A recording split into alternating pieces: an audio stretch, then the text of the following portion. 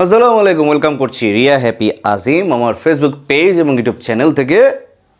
Facebook presents ICC champions trophy আপডেটে সবাইকে সুস্বাগতম। ভিন্ন মতাদর্শী যারা আমার ভিডিওটা দেখছেন তাদের প্রতি আমার আন্তরিক কৃতজ্ঞতা। যে ডিসকাশনটা করতে চাই, ইন্ডিয়া ভার্সেস পাকিস্তানের মোস্ট অ্যান্টিসিপেটেড ম্যাচ শেষ হয়ে গেল এবং সেখানে ইন্ডিয়া পাকিস্তানকে মোটামুটি বেশ সহজভাবে হারিয়ে দিল।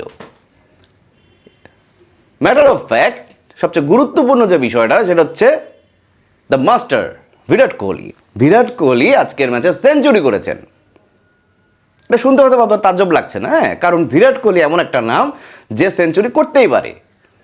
কিন্তু এই বিরাট কোহলি দীর্ঘদিন যাবৎ ফর্মে ছিলেন না, রান পাচ্ছিলেন না। বিরাট কোহলি কবে আবার রানে ফিরবে এসব নানা রকম জল্পনা কল্পনা চলছিল। কিন্তু আমি রিয়া হ্যাপি আজিম দায়িত্ব নিয়ে বলছি, আপনার সবার প্রিয় জার্নালিস্ট, সিক্রেট এজেন্ট হিসেবে কাজ করি এবং প্রাইভেট ইনভেস্টিগেটর হিসেবে কাজ করি। আমি আপনাদেরকে সবসময় বলতে চাই এবং আমি আগেও সবসময় বলেছি, বিরাট কোহলি এমন একটা প্লেয়ার যিনি বড় ম্যাচে রান করেন, বড় ম্যাচের বড় প্লেয়ার ভাই। বড় বড় প্লেয়ারে এরকমই হয়। রোহিত শর্মা বলেন, বিরাট কোহলি বলেন, বুমরা তো সব ম্যাচেই ভালো খেলেন, বা অন্যান্য যেসব প্লেয়ার আছে, ডেভিড ওয়ার্নার, ট্রাভিস হেড, যাদের কথাই বলেন, এরা বড় ম্যাচের বড় প্লেয়ার। যখন জ্বলে ওঠার দরকার না, তখন তারা জ্বলে ওঠে, তারা স্পার্ক করে। পার্টিকুলারলি বিরাট কোহলির কথা নিয়ে এত কথা হচ্ছিল কারণ তিনি বিশ্ব ইতিহাসের one of the best batters. Sachin টেন্ডুলকারের সাথে যাকে তুলনা করা হয়, তোমরা বুঝতেই পারছেন। বিরাট কোহলি প্র্যাকটিস সেশনে ঢুকেছিলেন 1.5 ঘন্টা আগে, গতকালকে পাকিস্তানের ম্যাচের আগে। ইন্ডিয়ার ফুল টিমের 1.5 ঘন্টা আগে প্র্যাকটিস সেশন ঢুকেছিলেন।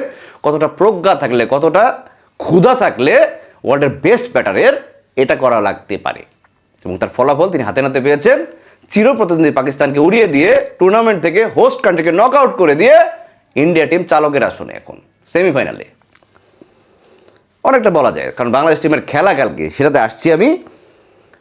তো বাংলাদেশ টিমের আগামীকালকের খেলা নিউজিল্যান্ডের বিরুদ্ধে।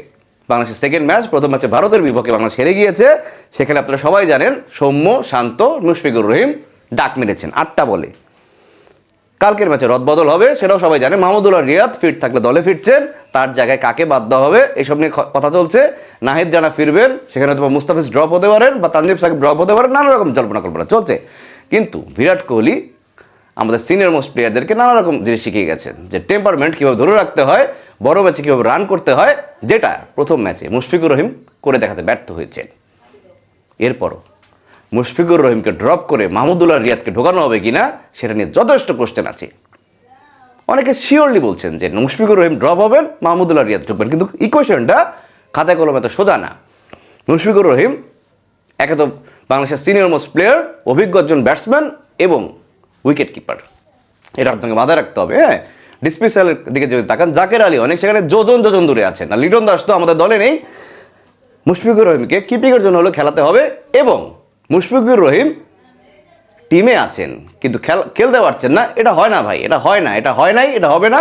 মুশফিকুর রহিম ঠিকই টিমে খেলবেন, কিন্তু এই সিনিয়র মোস্ট প্লেয়াররা টিমে যে খেলবেন সেটা যদি প্রমাণ রাখতে না পারেন যাতে তারা কেন টিমে আছেন, তাহলে সে টিমে না থেকে অন্য একজন সুযোগ পাওয়া অনেক ভালো। সে কথা বলে লাভ নেই। মুশফিকুর রহিমকে দলে রেখে আমি আজকে আমার একাদশ ঘোষণা করছি।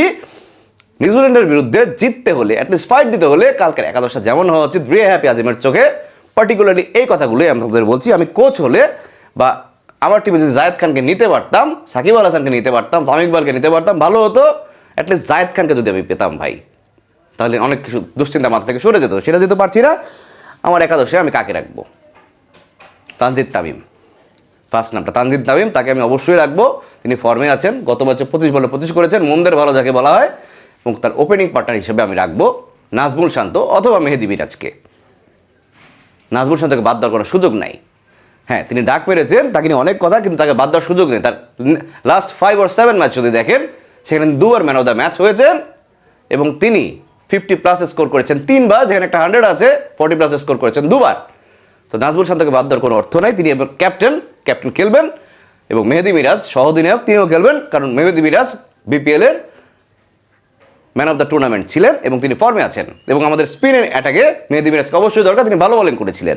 তানজিদ তামিম, মেহেদী মিরাজ, নাজমুল শান্ত, তারপর আসবেন তাহিদ হৃদয়, তিনি সেঞ্চুরি করেছেন, তিনি অবশ্যই খেলবেন। তার ক্রাম্পের ইস্যুটা যতটুকু আমি খবর নিয়েছি, রিয়া হ্যাপি আজিম দায়িত্ব নিয়ে বলছি, আপনাদের সবার আগে সত্য নিউজটা আমিই দেই। তাহিদ হৃদয় সুস্থ আছেন, তিনি খেলবেন। এরপর মুশফিকুর রহিম, মাহমুদুল্লাহ রিয়াদ। এখানে মাহমুদুল্লাহ রিয়াদকে আমি আগে রাখবো, কারণ মাহমুদুল্লাহ রিয়াদের রেকর্ডটা আগে খেলাতে বেশ ভালো। এরপর মুশফিকুর রহিম, জাকের আলী অনিক। এরপরে লোয়ার অর্ডারে যদি আসি, সেখানে রিশাদ হোসেন সারপ্রাইজিংলি দারুণ বোলিং করে ফেলেছেন। এটা আমাদের জন্য সুখের খবর। আমাদের লেগ স্পিনার, তিনি ওয়ানডে ফরম্যাটেও তার জাদু দেখাচ্ছেন। রিশাদ হোসেনকে আমি রাখবো। পাশাপাশি তাসকিন আহমেদ তো অবশ্যই থাকবেন, আমাদের best bowler in the country, in the world now. আর বাকি থাকে দুটা স্পট। এই দুটা স্পটে মুস্তাফিজুর রহমানকে আমি ড্রপ করব। নাহিদ জানা আমাদের এক্স ফ্যাক্টর, তাকে প্রথম ম্যাচে বসিয়ে রাখাটাই যেখানে চরম বোকামি হয়েছে, সে নাহিদ জানাকে অবশ্যই রাখতে হবে।